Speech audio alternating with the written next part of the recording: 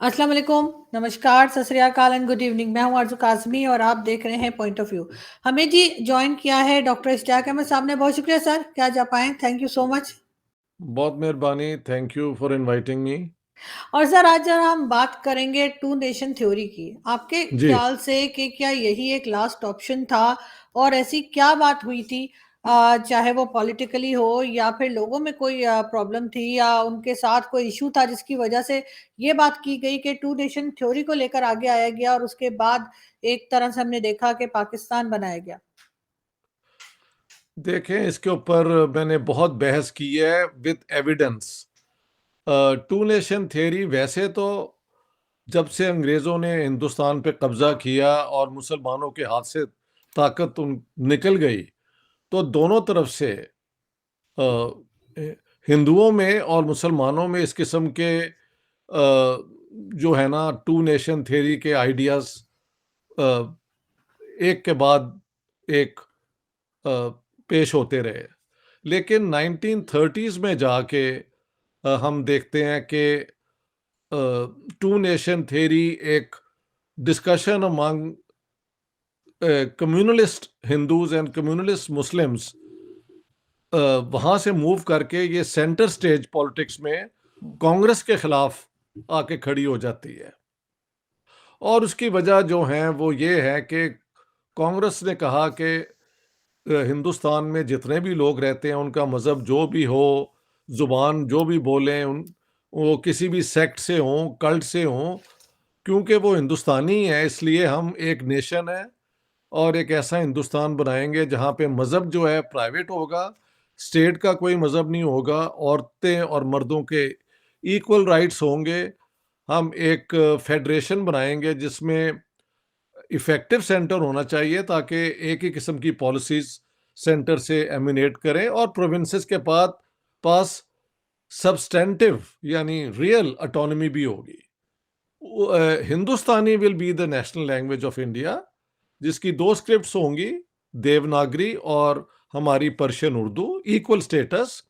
और हर प्रोविंस को ये हक होगा कि अगर वो चाहें तो अपनी मदर टंग में अपनी सारी बिजनेस भी करें और एजुकेशन भी करें। इसके ऊपर मुस्लिम लीग के जो एक धड़े ने इसको अपोज किया और बाद में इस प्रपोजल को रिजेक्ट कर दिया। तो उसके बाद 30s के अंदर जब 1935 एक्ट आया, इलेक्शन हुआ, मुस्लिम लीग इलेक्शन बुरी तरह हार गई उन इलाकों में जहां मुसलमान मेजॉरिटी में थे। और कांग्रेस जो है उसने पहले 6 फिर 8 प्रोविंसेस में अपनी हुकूमत बनाई। तो मुस्लिम लीग की तरफ से फिर ये जो एक idea was being tossed around for more than almost 100 years, वो मेन स्ट्रीम सियासत में आया और मुस्लिम लीग ने और मोहम्मद अली जिन्ना ने इस आइडिया को फिर अपनी बुनियाद बनाया सियासत का, ये कह के। और मैंने, अगर आप मेरी जिन्ना वाली किताब पढ़ें और आपके पास है भी, आप वो चेक कर सकती हैं।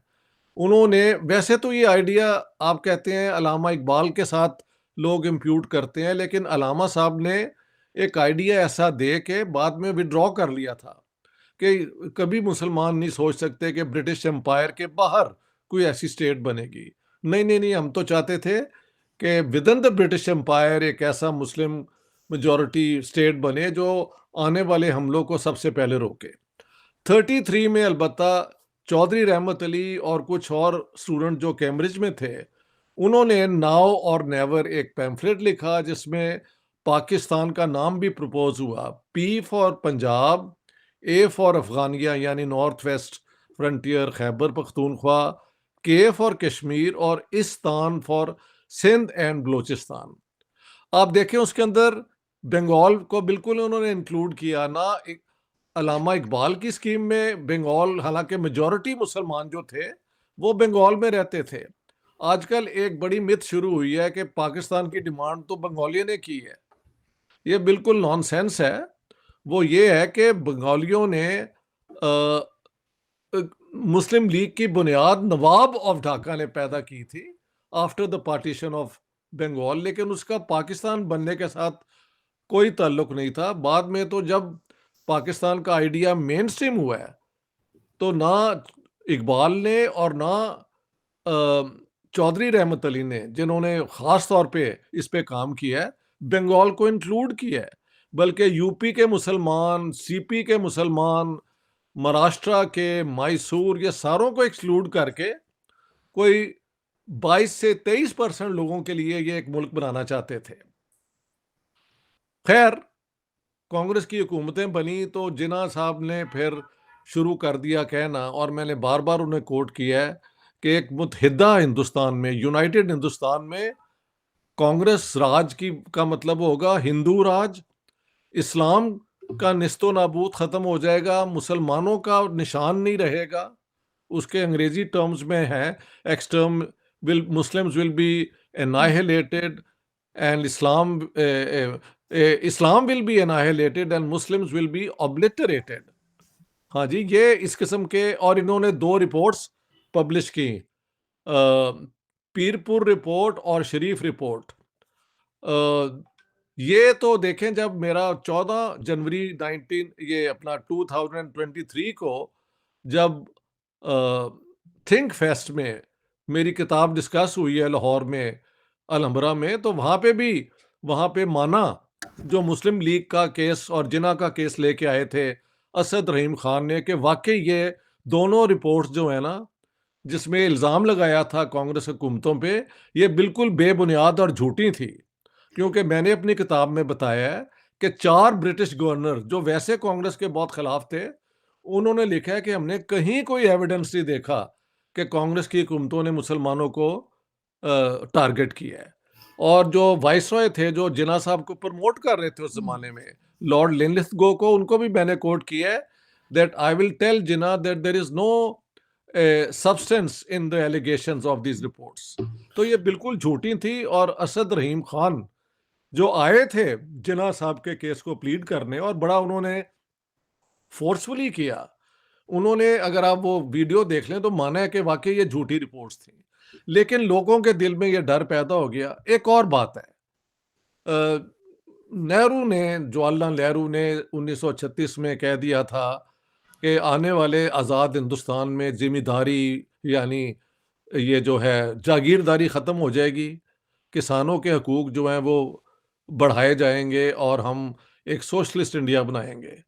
इस डर को अंग्रेज़ों ने भी बहुत अपने क्लोज ले लिया, और मुस्लिम लीग की सारी सपोर्ट जो है वो तो यूपी हो या फिर बाद में जब पंजाब और इधर, तो लैंडलॉर्ड्स की क्लास को जिन्ना साहब ने कन्विंस किया कि आप मुस्लिम लीग में आए अगर आपने बचना है, वरना आप गए।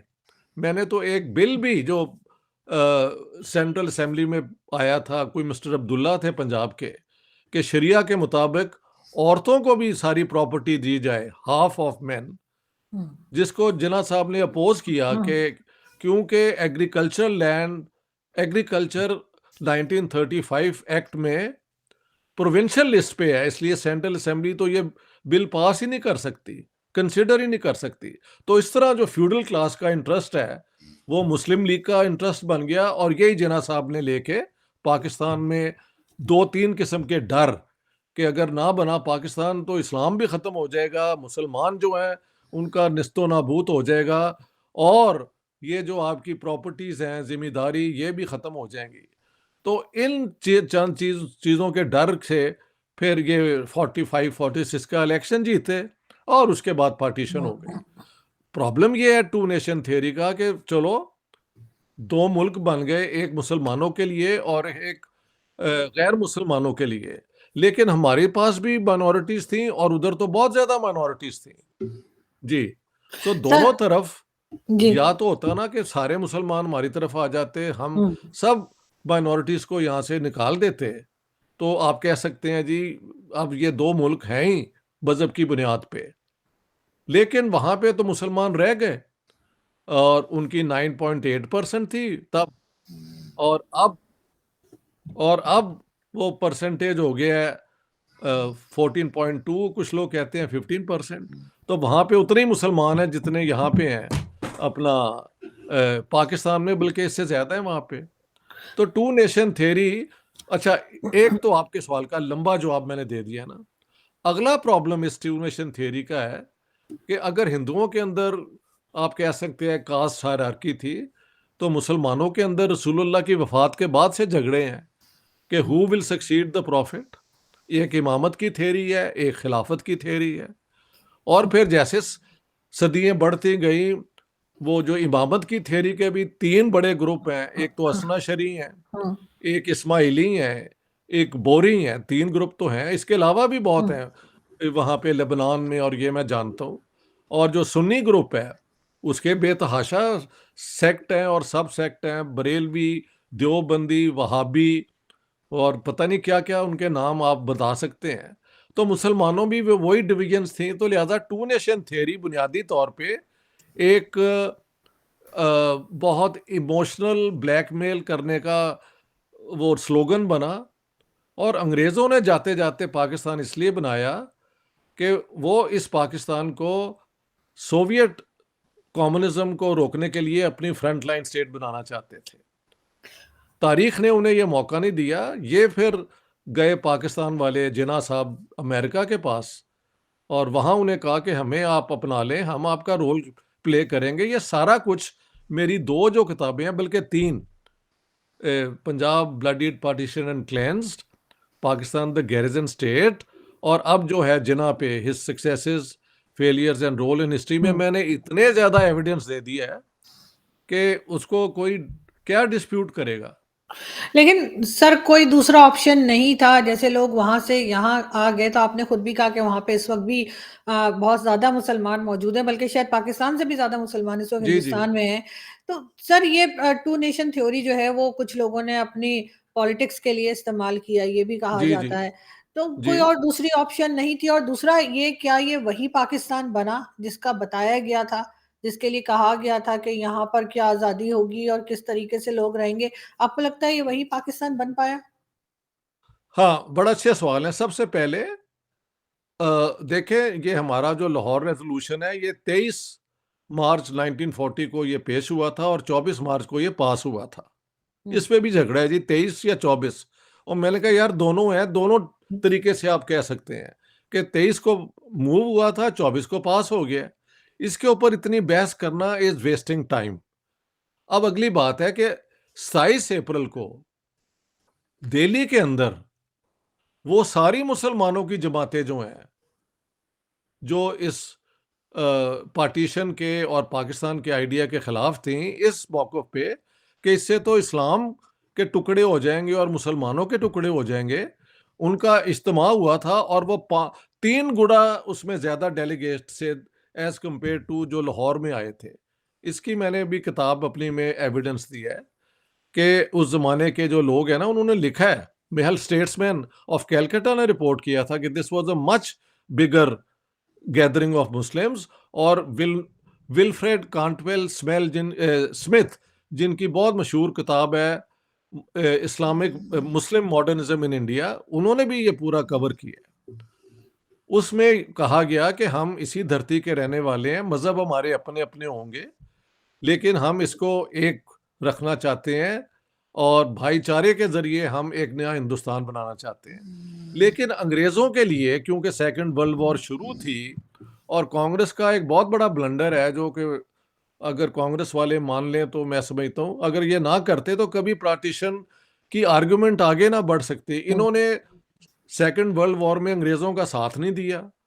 मुस्लिम लीग ने और जिन्ना साहब ने आगे बढ़ चढ़ के उनका साथ दिया है, बल्कि भर्तियां करवाई मुसलमानों की फौज के अंदर।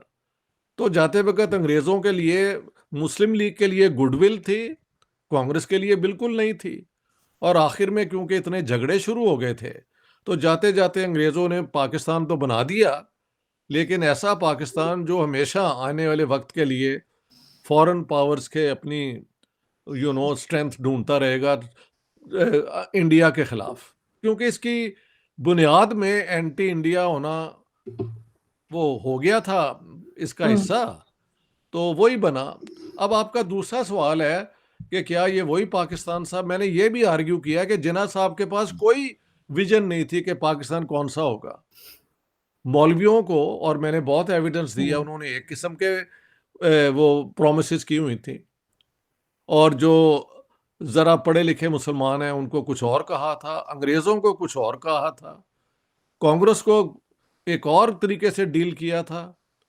हाँ जी। जी। लेकिन अमूमी तौर पे आप शिया हो, सुन्नी हो, कोई हो, उस जमाने में तो कादियानी भी मुसलमान गिने जाते थे ना। उन सबको कहा कि ये जो स्टेट होगी, इसमें ना सेक्टेरियनिज्म होगी, इसमें ये नहीं होगा, तो ये मुसलमानों की स्टेट होगी और ये माइनॉरिटीज के साथ अच्छा सलूक करेगी। अब देखें, जब मजहब के नाम पे एक स्टेट बन जाती है ना, ये मेरा एक आयरन लॉ है, वहां पे डिस्क्रिमिनेशन किसी ना किसी बुनियाद पे अपने आप ही आ जाती है। अगर मजहब की नाम पे ना हो तो फिर सेक्ट की बुनियाद पे हो जाती है। मसलन मैं आपको एक एग्जांपल दूं, 1951 में शायद मौलाना मौदूदी ने शिया और सुन्नी उलमा को मिला के एक 22 पॉइंट्स का प्रोग्राम दिया था कि हम एक इस्लामिक स्टेट ये वो। लेकिन जब ज़ियाउल हक ने वो क्या कहते हैं ज़कात इंट्रोड्यूस की, तो शिया माइनॉरिटी ने कहा जी हम इस स्टेट को नहीं ज़कात देते, हम तो अपने जो आयतुल्ला हैं या उनको देते हैं।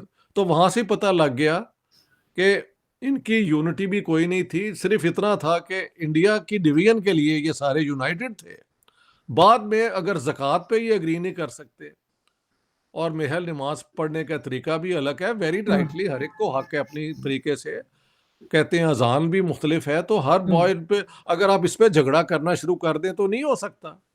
लेकिन लोगों की ये डिफरेंट व्यूज, बिलीव्स, तरीकों को मिलाना इस सिविलाइजेशन, इंसानियत है। कि भी आप शिया हैं, मैं सुन्नी हूं, लेकिन हम इंसान हैं और हम ऐसी एक सी धरती में रहते हैं। एक दूसरे का रिस्पेक्ट करें, प्यार करें, एहतराम करें एक दूसरे के। इस तरह हिंदुओं के साथ भी हो सकता था और सिखों के साथ भी हो सकता था। लेकिन ना जिन्ना साहब माने, ना मुस्लिम लीग मानी, और अंग्रेज़ों ने जाते वक्त ये पाकिस्तान इसलिए बना दिया कि अफ़गान जिहाद सिर्फ पाकिस्तान के ज़रिए हो सकता था ना। उसके रिजल्ट भी आपके सामने हैं। बिल्कुल ठीक। लेकिन सर बस हमेशा से पाकिस्तान एक तरह से अमेरिका के अंडर भी रहा है। हमेशा से जी। एक प्रेशर रहा है अमेरिका का, और उसके बाद जिस तरह से इन्होंने इकोनॉमी को लेके चले, कि जब से मैंने तो होश संभाला है, मैं तो तब से यही देख रही हूँ कि पैसा कभी इधर से माँगते हैं, कभी उधर से माँगते हैं। वही मैंने ना। कभी देखा नहीं कि ऐसा रहा हो कि थोड़े टाइम ठीक भी रहे हों या अपनी फैक्ट्रीज़ और अपना ट्रेड किया हो। तो इस जगह क्यों ये काम नहीं कर पाए? वहाँ से जो लोग आए होंगे या जो पहले से यहाँ पे मौजूद थे, क्या उनको कोई काम नहीं आता था कि वो पाकिस्तान की इकोनॉमी को सँभालते? बड़ा अच्छा सवाल है। एक आपके सवाल का हिस्सा जो मैं रह गया था, उस पे भी ज़रा इजाज़त दें तो मैं बोल जी, दूँ जी। कि जब से ये मुस्लिम लीग की ये मूवमेंट चली थी, बड़े-बड़े जो स्कॉलर्स हैं इस्लाम के, और जो बड़े-बड़े इंटेलेक्चुअल्स थे, उन्होंने अपोज़ किया इस मूवमेंट को। हम मौलाना अबुल कलाम आज़ाद का नाम कैसे भूल सकते हैं, जिनकी बाद में हुँ, प्रेडिक्शंस भी थी कि ये पाकिस्तान यूँ हो जाएगा। उन्होंने तो लिख भी दिया था। हुँ। अब ये कहते हैं जी वो तो उस ज़माने में लिखा ही नहीं गया। ये हमारे यहाँ जो भी हकीकी बात हो उसको फिर ये चैलेंज करना शुरू कर देते हैं। हालाँकि वो अप्रैल 1946 में वो उनका पूरा पब्लिश हुआ है और आप पढ़ सकते हैं। हुँ। पाकिस्तान डिफेंस जर्नल के अंदर वो पब्लिश भी हुआ है। कहेंगी तो मैं लिंक भेज दूँगा। अच्छा, इसके अलावा जमीयत उलमा हिंद जो सबसे बड़ी मुसलमानों की जमात थी, उसके सारे बड़े-बड़े स्कॉलर्स, मौलाना महमूदुल हसन, मौलाना अबैदुल्लाह सिंधी, मौलाना शबीर क्या कहते हैं, हुसैन अहमद मदनी, उनके भी स्टैंड ये है कि partition of India will be partition of Muslims end of Islam को आप बिल्कुल कर देंगे, बखेरे उसके हो जाएंगे और आपके सेक्टेरियन झगड़े आपके गले पड़ जाएंगे। ये हुसैन अहमद मदनी ने भी लिखा है और शबी अपना अबुल कलाम आज़ाद ने भी लिखा है। इसके अलावा जो शिया कॉन्फ्रेंस थी, जिसका हुँ। यूपी में बड़ा उन्होंने दिसंबर 1945 में रेजोल्यूशन पास किया कि ये सुन्नी स्टेट बनेगी और हमारा इसमें बुरा हाल होगा। लेकिन जिन्ना साहब ने किसी तरीके से जो पंजाब और इधर के लोग थे, उन जो सुन शिया बिलीव के, उनको अपने साथ रख लिया और उन्होंने सपोर्ट भी किया। इस तरह ही कादियानियों को उनकी राइटिंग से पता लगता है कि वो डरे हुए थे कि इस पाकिस्तान में हमारा क्या बनेगा। हुँ। लेकिन उनको भी ज़फ़रुल्लाह के ज़रिए जिन्ना साहब ने अपने साथ ले लिया। अब जिन्ना साहब की जब डेथ हो जाती है, तो उसके बाद ये सारे प्रॉब्लम्स जो हैं, जो उनके होते हुए छुपे हुए थे, वो पब्लिक में आ गए हैं, क्योंकि उन्होंने खुद तो कभी he was not a student of Islam, उन्होंने कोई किताब कभी नहीं थी पढ़ी, ये वेल नोन है। सवाए लॉ बुक्स के वो कुछ नहीं थे पढ़ते, या अखबार पढ़ते थे कि स्टॉक एक्सचेंज में किसका कहाँ इन्वेस्ट करते हैं, किस तरह नहीं करते। It's only, I mean, I am not वो क्या कहते हैं, trivialising this is all A known fact. तो उन्होंने जो भी प्रोमिसेस की वो एक दूसरे से टकराती थी। मौलवी कहते हैं जी हमें तो कहा था कि इस्लामिक स्टेट होगी, और जो मॉडर्न मुसलमान है वो कहते हैं जी मुस्लिम मुस्लिम मॉडर्न स्टेट होगी, और जो ये नॉन मुस्लिम थे वो कहते थे, उन्होंने तो 11 अगस्त को कहा था कि मज़हब होगा नहीं स्टेट का। तो ये क्या झगड़ा है? तो जाहिर है जो मेजॉरिटी है वो तो यही बिलीव करती है कि ये मुल्क बना मुसलमानों के लिए है। अब दूसरा झगड़ा है कि मुसलमान कौन है, इस पे तो सदियों से झगड़ा चल रहा है। तो ये मुसीबत है। दूसरी बात कि ये क्यों नहीं इसको, क्योंकि मुसलमानों में शायद एक ये भी था कि 700 साल माइनॉरिटी होते हुए हमने जंगें जीत के तो हुकूमत की है इंडिया पे। तो पाकिस्तान के ज़रिए इन्होंने सब जंगें भी तो शुरू की ना। बिल्कुल, लेकिन सर एक 47 जी। हुँ, फिर 65 की जंग, 47 में कश्मीर में लोग भेज दिए, 71 में जो सिविल वॉर हुई है, उसके बाद महज 5 दिसंबर को हमने यहाँ पे शुरू किया वेस्टर्न बॉर्डर पे, वरना तो वहाँ भी कन्फाइन हुई हुई थी ना। और फिर कारगिल भी हमने कर दिया। तो हमारा ये बिलीफ है, मैं जब अमेरिका में था writing my book on the garrison state, तो जो अमेरिकन एक्सपर्ट्स हैं इसके ऊपर, स्टीफन कोहन और ये वो आई मीन अब एकदम नाम मुझे याद नहीं आ रहे, वो कहते हैं कि हमें खुद पाकिस्तानी जो अफसर थे वो कहते हैं जी एक मुसलमान जो है वो पता नहीं 10 या 8 हिंदुओं पे ज़्यादा भारी है, तो हम तो हर जंग वैसे ही जीत जाएंगे। तो इस किस्म की मेडिएवल आइडियाज ऑफ वॉर, तलवारें और ये और वो, और आज की जो वॉरफेयर है उसमें जो फ़र्क है इनको समझ ही नहीं आया। अंग्रेज़ों ने जो सबसे बड़ी महल कंट्रीब्यूशन की इंडिया में, एक तो इंडिया को यूनाइट किया, एक ऑल इंडिया लेवल फौज बनाई, जिसमें उन्होंने पुराने तर्ज की फौज की बजाय एक ऐसी फौज बनाई जो इफेक्टिव भी है, इंडिया में भी है और पाकिस्तान में भी है। तो बिल्कुल। हमारी सब जंगें जो हैं वो हम हार गए।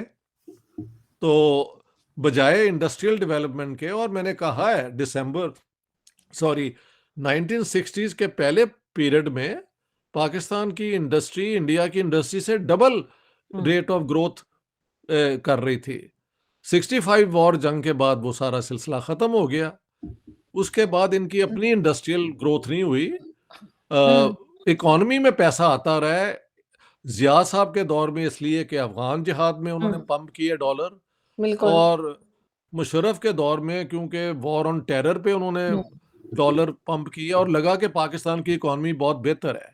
बट ये सेल्फ प्रोड्यूसिंग वेल्थ नहीं थी, ये हुँ, एक्सटर्नली बिल्कुल वो ऐसा क्या ही है। कहते हैं डॉलर जी। आए थे, जिसकी वजह अब ये फंस गए हैं, क्योंकि वो सारे रास्ते और इनकी जो इंटरनेशनल पॉलिटिक्स में रोल था वो खत्म हो गया है हुँ, कम्युनिज्म के खात्मे के बाद। अब इनको कोई घास नहीं डालता, ये मसला है। अगर और ये इन्हें क्योंकि कोई घास नहीं डालता, ये सारा जबर अपने लोगों पे करते हैं, इनकी हुँ। अभी भी मौजें हैं, ये मसला है। सर, आप बिल्कुल ठीक कह रहे हैं। वाक़ई में इन्होंने खुद कोई काम नहीं किया, इस वजह से कुछ भी नहीं सिर्फ़ किया। माँगे-ताँगे पे चल रहे थे, तो कब तक चलते। लेकिन सर, एक चीज़ मैं आपसे पूछना चाहूँगी चलते-चलते, आई डोंट नो आपको मालूम है या नहीं, कि क्योंकि मैंने सुन रखी है ये बात अपने फ़ादर से और दूसरे उनके जो साथी थे उनसे, कि कोई रिलीजियस अफ़ेयर के मिनिस्टर थे, या तो भुट्टो साहब के ज़माने में या ज़िया-उल-हक के ज़माने में, वो मैं मिक्स अप कर रही हूँ, मुझे याद नहीं। उन्होंने ज़कात के 10 लाख रुपए जो थे उस ज़माने में जुए में हार दिए थे। आपको पता है उनका नाम मैं ढूँढ रही हूँ उन नहीं, शानदार ये ज़रा शख्सियत का। प्लीज़ मुझे भी जब पता लगे तो बताना। अच्छा, ये एक नया एडिशन है, लेकिन 10 लाख तो उस मैं ज़माने में समझता सर हूँ बहुत बड़ी रकम उस थी उस ज़माने में। उस ज़माने में शायद बहुत हाँ, बड़ी थी, क्योंकि जब मैं गॉर्डन कॉलेज में लेक्चरर लगा था, मेरा गोल्ड मेडल यानी मेरी हाँ, तो मुझे पा 50 रुपए ज़्यादा दिए थे, हाँ, और 400 रुपए मेरी तनख्वाह थी, और हम मौज से रहते थे। ये हाँ। 72 की बात है। तो वाक़ई अगर वो 5 लाख अगर हार गए थे ज़कात का, जी, ज़कात ये वो फंड के जो पैसे थे वो जुए अच्छा, में हारे थे, और ये और बात जुए हुआ में। कर जुए में आ रहे माशाल्लाह थे जुए में। और तो रिलीजियस अब अफेयर्स के मिनिस्टर थे, तो यकीनन कोई मौलाना ही होंगे, लेकिन ये मौलाना कि ही होंगे, कोई मौलाना होंगे। मैंने तो सुना है कि कोई ये जो हज वाले, कोई उसमें भी कोई हुँ, अपना घपला हुआ था, और वो थे हाँ, वो एक भी हुई था, हामिद, बिल्कुल, वो जी। हामिद काज़मी साहब, उन पे इल्ज़ाम लगा था। वो भी था सर। पैसे में सर ये हज वाला भी हुआ था, उसके अलावा ताज कंपनी जो कुरान छापा करते थे, वो भी लोगों के पैसे लेके भाग गए थे। आपको याद होगा नॉट उन्होंने। जी, अच्छा, वो भी लेके भाग गए थे। तो देखें, मज़हब तो बिकता है पाकिस्तान में, सच्ची बात है। मज़हब की और बुनियाद पे, या देखें अभी लोगों 3-4 इन्होंने माइनॉरिटीज़ के बंदे मार दिए हैं। जी, एक वो जो थे अपना शेड्यूल कास्ट के एक हिंदू जी, डॉक्टर जो फ्री हुँ, इलाज करते थे आँखों के हुँ। ऑपरेशंस का, उनको इन्होंने कत्ल कर दिया है। यानी कोई नेक आदमी, एक वो सिख बेचारे जी, अपना जो बिज़नेसमैन थे, वो बड़ा सस्ता देते थे सर चीज़ें। इसीलिए तो मारे गए हैं कि वो सस्ता देते थे, उनको और एक बाकी लोगों बेचारा ने कोई मार दिया। हुँ, क्रिश्चियन, वो अपना क्लीनिंग का काम करता था, उस जी, बेचारे ने क्या किसी का किया होगा, उसको भी इन्होंने मार दिया है।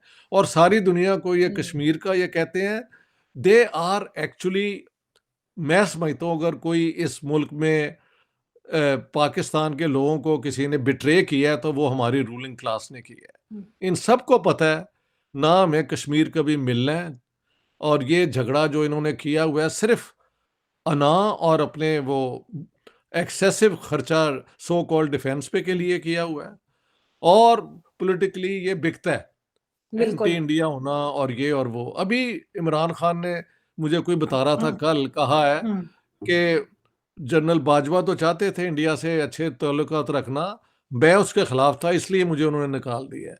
और ये वही इमरान हुँ, खान है जिसके अस्पताल के लिए इंडिया के कई हुँ, पर्सनैलिटीज़ लाहौर भी आई थी, उन्होंने नाचे भी थे इसके हुँ, लिए। हाँ जी, मेरी आँखों के सामने है वो सारी वीडियोज़, और पैसे भी दिए, सारा कुछ किया। हुँ, हमारे हुँ, पॉलिटिकल लीडर जो हैं, दे आर, यानी इनका कोई कैरेक्टर नहीं है। हुँ, दे लैक, एक जो होता है ना स्टेट्समैन्स हुँ। वाली क्वालिटीज़ नहीं है। ये बिल्कुल मसला ऐसे है। ही सर। सर ये बहुत बड़ा प्रॉब्लम है पाकिस्तान में। बहुत शुक्रिया सर कि आपने आज जॉइन किया। Thank you so much. बहुत मेहरबानी। Thank you so thank much. You sir.